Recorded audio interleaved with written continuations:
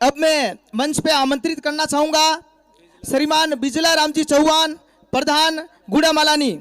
आप पधारे और हमें अपने शब्दों से एवं सरकारी योजनाओं से हमें लाभान्वित करावे। श्रीमान बिजला राम जी प्रधान।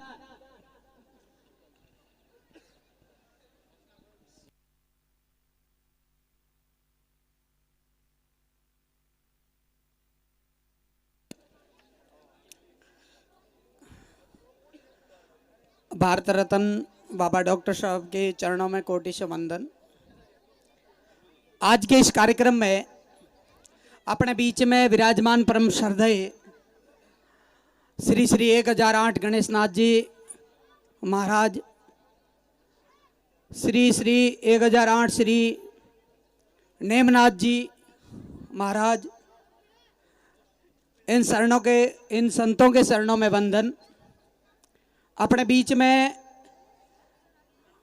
माननीय इंजीनियर बिहेल सुखाड़िया जी, एडवोकेट नामा साहब, भीम आर्मी के गुड़ामालानी के अध्यक्ष भंवरा राम जी लोथिया, बैंक मैनेजर साहब, और ये अपने इस मंच से मारवाड़ी में भाषण दिया बेल साहब,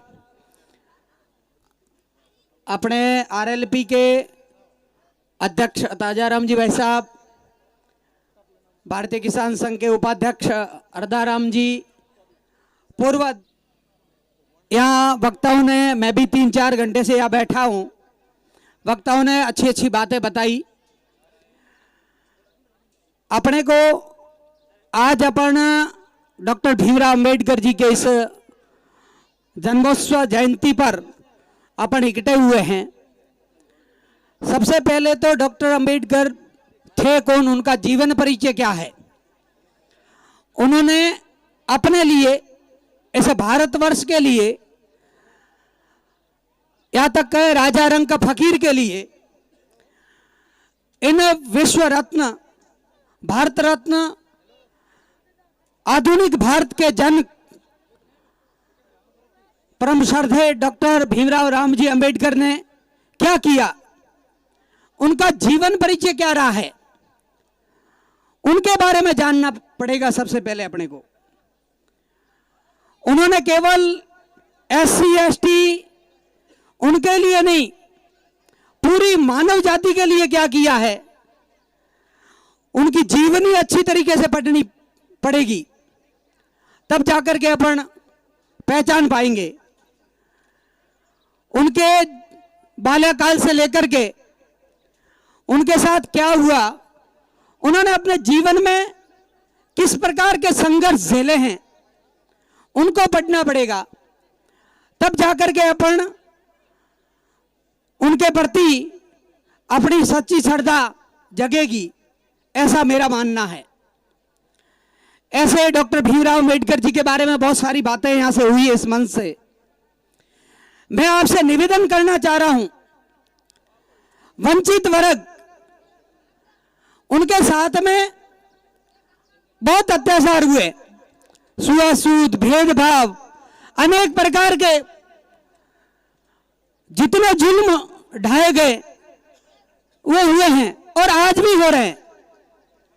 आज जितना पहले होता था वो आज इतना नहीं हो रहा है। मैं आपसे निवेदन करना चाह रहा हूं, आप सभी यहाँ विराजमान हैं, उनसे डॉक्टर भीमराव अंबेडकर जी का जन्म 14 अप्रैल 1891 से लेकर के 1956 तक उनका जो जीवन काल रहा है, उन्होंने खास करके SC और ST के बंधुओं ने, जिन्होंने हर व्यवस्था से वो वंचित रहे हैं, उनके लिए तो किया ही है, अपन उनका ऋण उतार भी नहीं सकते। लेकिन मैं आपसे निवेदन कर रहा हूं, आज जो वर्तमान स्थिति, देश आजाद हुए 75 वर्ष होने जा रहे हैं, लेकिन ये स्थिति कुछ अपन कह सकते हैं कि सुधार हुआ है। केवल अपन दूसरों के ऊपर दोषारोपण करेंगे और अपने अंदर जो कमियां हैं उनको अपन दूर नहीं करेंगे तब तक ऐसा ही चलता रहेगा, ये मेरा मानना है। सबसे पहले खुद को स्वाभिमानी, अपने पैरों पर खड़ा होना पड़ेगा। मैं कहना चाह रहा हूं, मनुष्य के जीवन में सबसे पहले जो जन्म लेता है उसके बाद में परिवार का जो संस्कार है उनके निमित्त और अपने मित्र बंधुओं के निमित्त जो उनके साथ वो संगत में रहता है, ऐसा वो व्यक्तित्व बनता है उनका। तो मैं समाज के प्रबुद्ध जन यहाँ विराजमान है, युवा साथी भी विराजमान है, मैं ज्यादा नहीं बोलूंगा, केवल 2-3 मिनट आपके लूंगा। आपसे मैं निवेदन करना चाह रहा हूं, व्यक्ति के विकास में सबसे बड़ी यदि कोई समस्या या रोड़ा है वो है नशा। आप देखते हो नशा सब करते हैं, लेकिन अपने एससी और एसटी के बंधुओं के नशे देखना आप, कैसे कैसे वो नशे करते हैं। और अपन बात करते हैं एकदम परिवर्तन हो जाए, ये संभव नहीं है। अपन अपने से परिवर्तन करेंगे तब परिवर्तन होगा। आज वो गाड़ी का बेल होता है, उनकी वही परिक्रमा रहती है, उस गाड़ी के चारों ओर घूमना।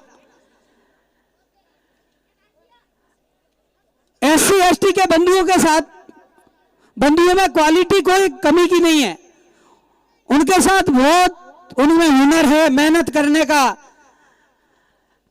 उनके अंदर क्वालिटी है, लेकिन उन क्वालिटी का सदुपयोग वो करते हैं या दुरुपयोग करते हैं, वो आपसे और मेरे से कोई अनभिज्ञ नहीं है अपन।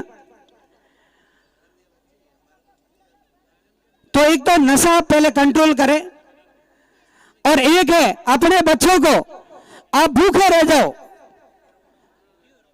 कुछ कम भोजन मिलेगा चलेगा, लेकिन बच्चों को आप पढ़ाओ।